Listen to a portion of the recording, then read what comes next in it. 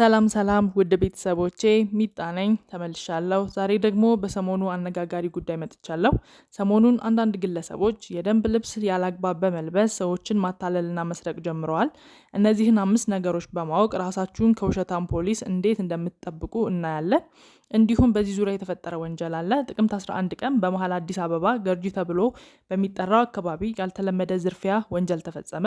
አንዲት ግለሰብ ወጥታ ወደ ጉዳዩ ልትሄድ ስትል 2 የፌዴራል ልብስ የለበሱ ሰዎች ድንገት መጡና እሷን ከመኪናዋ አሽቀንጥረው ጥለው መኪናዋን አስነስተው ሄዱ። ሁልጊዜም እንደዚህ አይነት መረጃ እንዲደርሳችሁ ከፈለጋችሁ ላይክ እና ሰብስክራይብ አድርጉ። ሙሉ መረጃ ስናይ ተበዳይ እንደለመደችው ወደ ጉዳዩ ልትሄድ ዲዛይር መኪናዋን ይዛ ትወጣለች። ተበዳይ ገርጂ አካባቢ ስትደርስ ወደ ዩኒቲ መታጠፊያ አካባቢ ከሚገኘው የትራፊክ መብራት ላይ መብራት ይዟት ትቆማለች። በዚህ ጊዜ ታዲያ ከሰማይ ውረዱ ከየት እንደመጡ ያላወቀቻቸው 2 ወታደር ልብስ የለበሱ ግለሰቦች ሴትዮዋን ከመኪናዋ ጎትተው በማውረድ አስፓልት ላይ ወርውረው ከጣሏት በኋላ ግለሰቦቹ ወደ መኪናዋ በመግባት መኪናዋን ይዘው ለማምለጥ ይፈተለካሉ። እንግዲህ በዚህ ጊዜ ሁኔታውን ከቅርብ ርቀት ሆነው ሲመለከቱ የነበሩ እንዲሁም ከሷ ኋላና ፊት ከጎኗ የነበሩ አሽከርካሪዎች ግለሰቦቹ የወታደር ልብስ ስለለበሱ ነገሩ ከህግ ጋር የተያያዘ ወይንም ሴትዮዋ ወንጀለኛ መስላቸው ስለነበረ ሁኔታውን ዝም ብለው ይከታተሉ ነበር ወይንም ምንም ለማድረግ አልሞከሩም ነበር። በዚህ ጊዜ በአካባቢው የነበረ አንድ የትራፊክ ፖሊስ ይህንን ያልተገባ ድርጊት ያይና ግለሰቦቹ ምንም እንኳን ወታደራዊ ደንብ ልብስ ቢለብሱም እንዲህ ባለ መልኩ አንዲትን ግለሰብ ማብራት ላይ ከመኪናዋ ወርውረው መኪናዋን እየነዱ መሄድ በምንም አግባብ ህጋዊነት የለውም በማለት የትራፊክ ፖሊሱ ሞተሩን አስነስቶ ሳይረን እያስጮኸ በፍጥነት እነዚያን ሰዎች ይከተላቸው ጀመር። ግለሰቦቹ ማንም ምንም ሳይለን ከቦታው መኪናውን ይዘን እንሰወራለን ቢሉም ድንገት ከኋላ የሚከተላቸውን የትራፊክ ፖሊስ ሲያዩ ድንግርግራቸው ጠፋ። ከትራፊክ ፖሊሱ ለማምለጥ በተቃራኒ መንገድ ይገባሉ። በዚህ ጊዜ ታዲያ ያ በጭራሽ በማይነዳበት መኪና በሌላ ተቃራኒ በሚመጣበት መንገድ የሰረቁትን ዲዛይር መኪና ሲነዱ ሀገር አማን ብሎ ከሚመጣ ሌላ ቪትስ ጋር ይጋጫሉ። ይህ ጊዜ ታዲያ ትራፊክ ፖሊሲው ይደርስባቸውና ከግለሰቦቹ ጋር ግብግብ ይገጥም ያዘ። ግለሰቦቹ ለትራፊክ ፖሊሱ ፌዴራል እንደሆኑና ስራ ላይ እንደሆኑ ለማስረዳት ይሞክራሉ።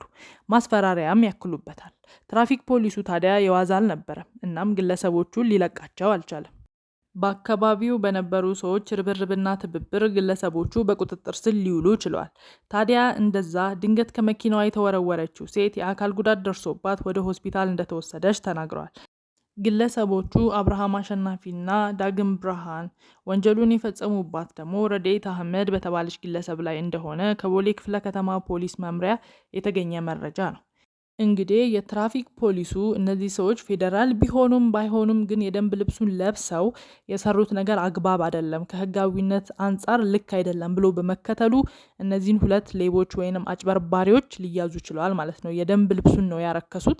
እነዚህን ሰዎች ሊይዟቸው ችለዋል። ነገር ግን ከጎን የነበሩት መኪናዎች ከኋላ የነበሩት የመንግስት አካል ሊሆኑ ይችላሉ በሚል በመፍራት ነገሩ ህጋዊም ይሁንም አይሁንም ፈርተው ትተውታል። ይሄ ፌዴራል ፖሊስ ግን ይሄኛው የትራፊክ ፖሊስ ግን ነገሩን ለማስቆም ምንም ፌዴራል ፖሊስ ቢሆኑ ስራ ላይ ቢሆኑ እንኳን ያደረጉት ነገር ግን አግባብ አይደለም ብሎ ለመጠየቅ መከተሉ በጣም ሊደነቅና ሊበረታታ የሚገባ ጉዳይ ነው። ምክንያቱም ሁሉም ማንም ስልጣን ላይ ምንም ላይም ቢሆን ሊሰራ የሚገባው በህግ አግባብ መንገድ መሆን ስላለበት ማለት ነው። ለሌላውም ግን ደግሞ እነዚህ ሰዎች እውነትም ሲይዛቸው ሌባ ሆነው ተገኙ። ስለዚህ እሱ ይሄንን ደንብ መጠበቅ አለበት ብሎ ባይከተል ኖሮ አይያዙም ነበር ማለት ነው። ስለዚህም የትራፊክ ፖሊሱ በጣም ሊደነቅና ሊበረታታ የሚገባው ነው። ጀግና የትራፊክ ፖሊስ ነው ማለት ነው። ሌላኛው ደግሞ ትክክል ያልሆኑ ፖሊሶችን እንዴት መለየት እንችላለን የሚለውን እናያለን። 5 ፖይንቶች አሉ። 5ቱንም ፖይንቶች በደንብ በማየት ራሳችንን ከፖሊሶች ከአጭበርባሪ ልብሱን የለበሱ ሰዎች ልብሱን ካረከሱ ሰዎች መጠበቅ ይኖርብናል ማለት ነው። እንግዲህ የሚኒስትሮቹ ምክር ቤት በ2005 ለፌዴራል ፖሊስ አባላት መተዳደሪያ ያወጣው ደንብ ቁጥር 268 ላይ እንደ ህግጋት ማለት ነው ትክክለኛ የሆነ ፌዴራል ፖሊስ የሚኖሩት መገለጫዎችን አስቀምጧል። 268 አንቀጽ ላይ ማለት ነው። አንደኛው ማንኛውም የፌዴራል ፖሊስ አባል በኮሚሽኑ የሚሰጠውን መለያ ቁጥርና መታወቂያ ሊኖረው ይገባል። ማለት መታወቂያ ሊኖረው ይገባል፣ መለያ ቁጥር ሊኖረው ይገባል። ሁለተኛ የስራ ድርሻውን የሚገልጽ ባጅ ይኖረዋል። ልብሱ ላይ የስራ ድርሻውን የሚገልጽ ባጅ ሊኖር ይገባል። በደንብ ልብሱን ማየት ይኖርብናል ማለት ነው።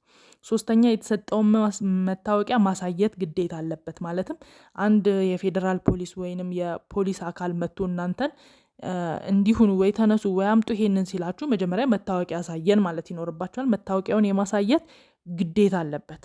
ስለዚህም ካላሳያችሁ ይሄ ነገር ልክ አይደለም ማለት ነው። ካሳያችሁ ግን በትክክል ትሄዳላችሁ። መታወቂያውን እንዴት እንደምታዩት እናያለን ማለት ነው። አራተኛ ላይ ያለው ደግሞ ትክክለኛ የፖሊስ አባል በደንብ ልብሱ ላይ በግልጽ የሚታይ ሁኔታ መለያ ቁጥር በግራ ደረቱ ላይ ይኖራል። በግራ ደረቱ ላይ በግራ ኪሱ አካባቢ ማለት ነው የመለያ ቁጥር አለች። ስለዚህ እሱንም የመለያ ቁጥር ቼክ አድርጉ። ልብሱን በደንብ ማየት ይኖርባችኋል ማለት ነው። አምስተኛ የአንድ ፌዴራል ፖሊስ መታወቂያ ፎርጂድ አለመሆኑን ደግሞ የምትለዩበት ማለት ነው። እንዲሁም በሌላ ፎርጂድ በተሰራ ወረቀት እንዳትታለሉ የፌዴራል መታወቂያው ላይ ሊኖር የሚገቡት ነገሮች እነዚህ ናቸው። መታወቂያውን የማየት መብት አላችሁ ማለት ማንኛውም ፌዴራል ፖሊስ ህግን የሚያስከብር ከሆነ መታወቂያውን አሳይቶ እኔ ከሌ እንዲህ ነኝ ከእንዲህ ነው የመጣሁት ይሄው መታወቂያዬ እንዲያደርጉ ነው ሊላችሁ የሚገባው እንጂ ዝም ብሎ ከመሬት ተነስቶ እንደዛ ማለት አይችልም። ስለዚህ መታወቂያውን ስታዩ እናንተ ምንድነው የምታዩት? አንደኛ የፌዴራል ፖሊስ ኮሚሽን አርማ ሊኖረው ይገባል። ሁለተኛ የፖሊስ አባሉ ፎቶግራፍ ሊኖረው ይገባል። ሶስተኛ ሙሉ ስሙ እስከ አባቱ ፎቶ ሊኖር ይገባል። አርማው ሊኖር ይገባል። ሌላ የስራ ክፍሉ ምን እንደሚሰራ በግልጽ ይጻፋል። የስራ ደረጃው ምን እንደሆነ ይጻፋል። ማዕረጉም ጭምር ይጻፋል።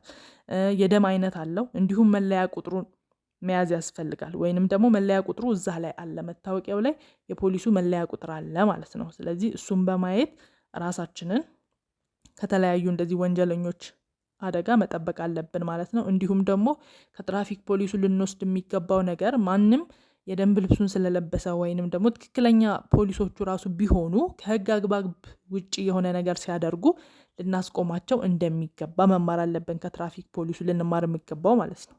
ሌላው ደግሞ የደረሰን አሳዛኝ መረጃ በሶማሌ ክልል ሸኔሌ ከተማ ውስጥ የደረሰ የባቡር አደጋ ሲሆን ቢያንስ 15 ሰዎች ሲሞቱ 27 ሰዎች ላይ ደግሞ ጉዳት መድረሱን የአካባቢው ባለስልጣናት ለቢቢሲ ገልጸዋል።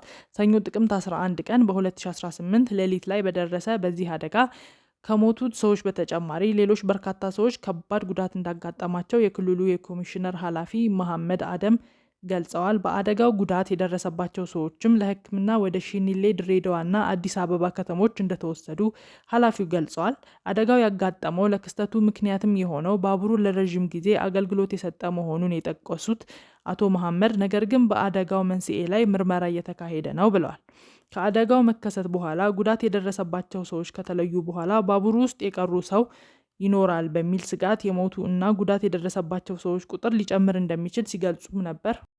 ሆኖም አቶ መሐመድ በስፍራው የአደጋ ጊዜ ሰራተኞች መሰማራታቸውን እና የቀረሰው አለመኖሩን ማረጋገጣቸውን ተናግረዋል። የህዝብና የጭነት መጓጓዣ በሆነው ባቡሩ ላይ አደጋው የደረሰው ከደዋሌ ተነስቶ ወደ ድሬዳዋ እየተጓዘ ባለበት ወቅት ነበር። ይህ በእንዲህ እንዳለ በአደጋው ጉዳት የደረሰባቸው ሰዎች ቁጥር 29 መድረሱን የሽንሌ ወረዳ አስተዳደር አቶ ጀብሪል ኡመር ተናግረዋል። አስተዳዳሪው አደጋው የደረሰው ባቡሩ ባጋጠመው የሞተር ችግር ምክንያት ቁልቁለት ቦታ ላይ ከቆሙ 2 የባቡር ፉርጎዎች ጋር በመጋጨቱ መሆኑን አስረድተዋል።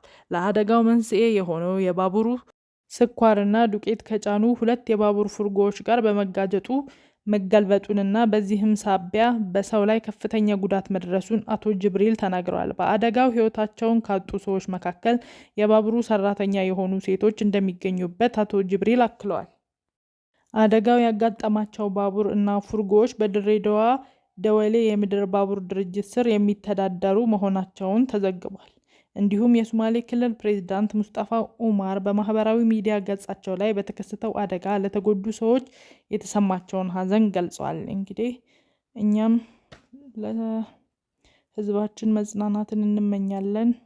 ብዙ ጊዜ እኛ ሀገር እንኳን እንደዚህ የባቡር ግጭት ያን ያህል አያጋጥምም። ያን ያህል እንደዚህ በተደጋጋሚ የሚወራ ጉዳይ አይደለም። ግን በአሁኑ ብዙ ሰው ተጎድቷል። እንግዲህ ለሁሉም እግዚአብሔር ያጽናችሁ እንላለን።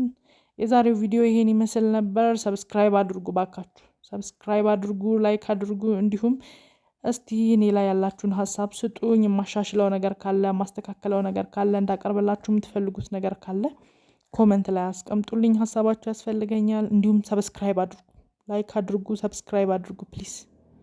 ወዳችኋለሁ። ባይ